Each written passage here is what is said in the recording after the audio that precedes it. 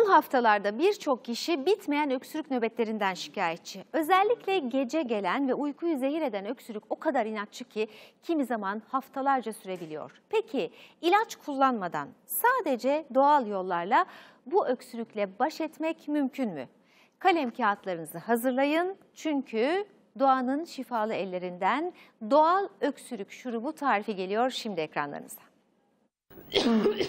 Öksürüklerimiz geçmiyor yani sürekli takıntılı bir halde. Bitmeyen öksürük nöbetleri, uykusuz zehir geceler. İlaç biraz olsun çare ama bazıları için geçmeyen bu inatçı öksürüğün ilacı yine doğada. Öksürüğünüz varsa ve kurtulamıyorsanız bu işin püf noktası andız pekmezi. Peki doğal öksürük şurubu nasıl hazırlanıyor? İşte kurtarıcı formül. Meyan kökü, zerdeçal, tarçın, zencefil, havlucan.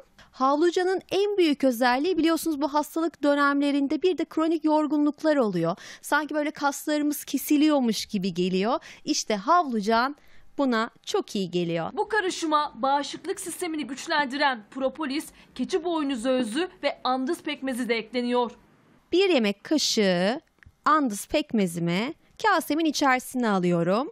Yine alerjik astımınız varsa andız pekmezini çok rahatlıkla kullanabilirsiniz. Sırada neyimiz var? Keçi boynuzunun özünü kullanacağız. Bu bizim yine hem bağışıklığımızı güçlendirecek hem soğuğa karşı bizi koruyacak. Şöyle 2 yemek kaşığı kadar ilave etmemiz yeterli.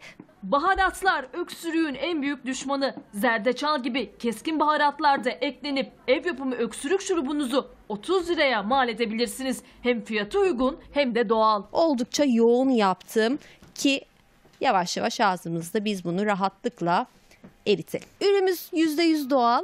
2 yaş üstü çocuklar da çok rahatlıkla kullanabilecekler. Korunmak istiyorsak hastalıklara karşı, zımba gibi olmak istiyorsak günde 1 tatlı kaşığı bizler için yeterli. Ama şu an hastaysak, öksürüyorsak hemen hızlıca iyileşmemiz için günde 3 tatlı kaşığına kadar çok rahatlıkla tüketebiliriz.